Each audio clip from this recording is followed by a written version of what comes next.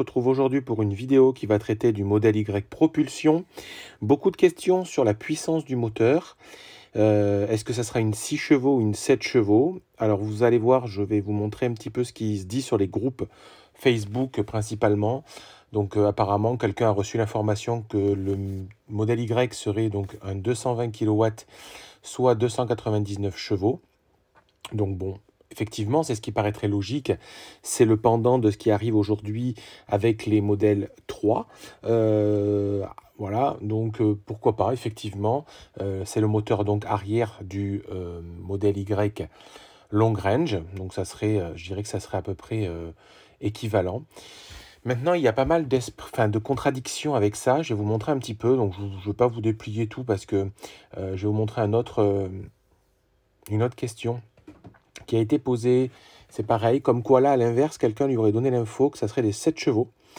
Donc 7 chevaux, ça voudrait dire aussi donc, que c'est le moteur arrière, mais de la performance, et qui reviendrait en 346 ou 347 chevaux, effectivement.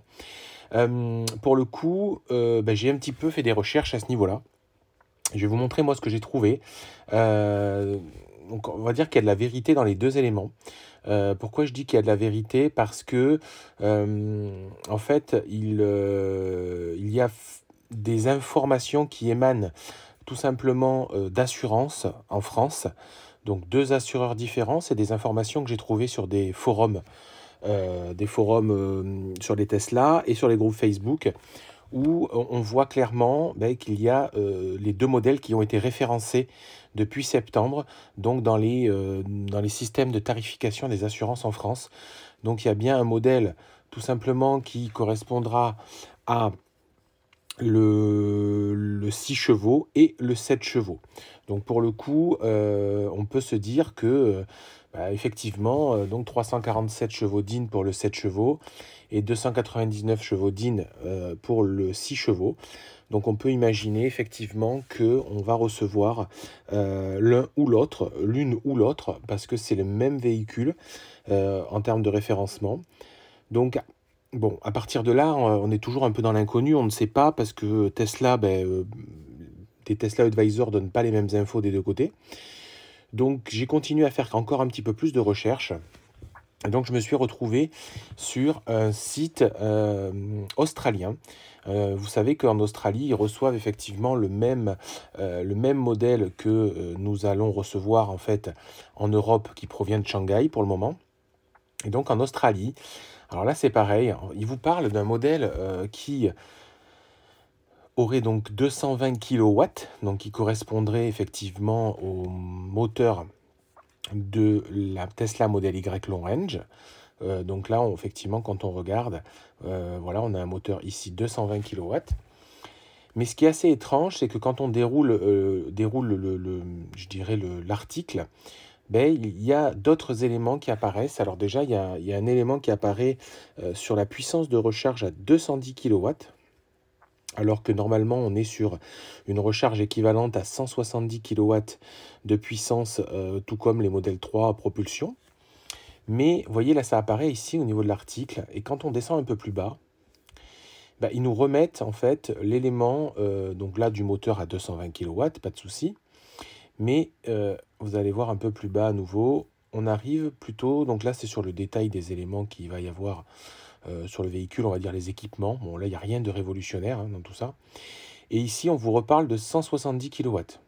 Donc voilà, c'est assez ambigu. Est-ce qu'il y a des erreurs dans l'article? Est-ce qu'en fait ça va être une évolution du véhicule? Je ne sais pas. Mais on a ces deux éléments-là. Et quand on clique à ce niveau-là pour voir les détails, là on arrive à nouveau sur quelque chose où on va vous parler de l'année de production de 2023. Donc on peut imaginer que c'est un modèle qui va arriver, ou c'est peut-être ceux qui vont arriver maintenant. Et là, effectivement, pour le coup, on va retrouver toujours la charge à 210 kW en charge superchargeur. Donc la taille de la batterie, elle ne bouge pas, hein. On est en 57,5, ce qui correspond à la batterie environ de 62, 60,5. Vous voyez, là, il vous parle de 60,5. Et on va avoir également la puissance donc, du moteur. Et là, à ce niveau-là, on a une puissance à 255 kW qui correspondrait plutôt à 345 chevaux DIN, l'équivalent du moteur arrière du modèle Y Performance. Donc, je pense que ces deux véhicules vont exister. Alors, aujourd'hui, à mon avis, c'est plutôt les 6 chevaux avec le moteur arrière de la long range qui, voilà, qui ont été produits en premier.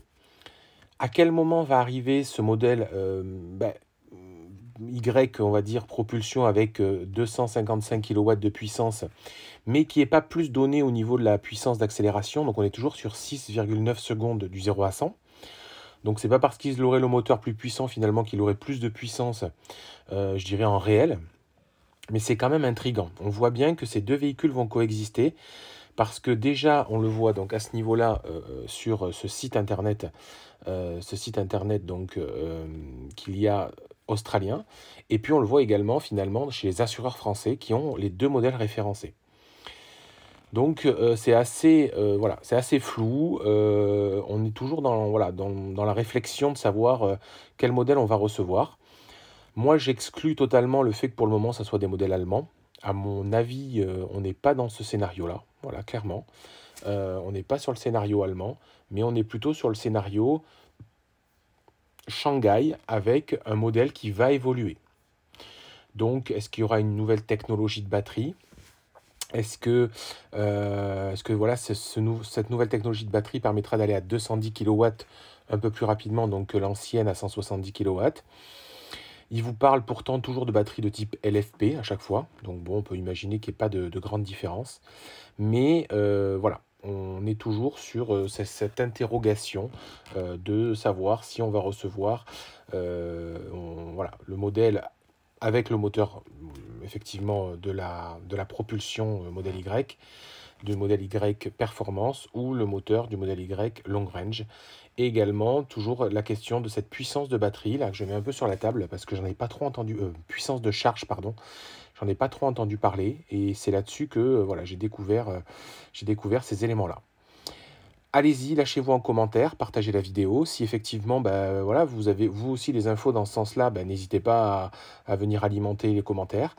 Qu'est-ce que vous en pensez? Et voilà, moi j'aime bien avoir votre avis en commentaire. Suivez-moi sur Twitter et sur Instagram. Et puis je vous dis à très bientôt. Bye bye.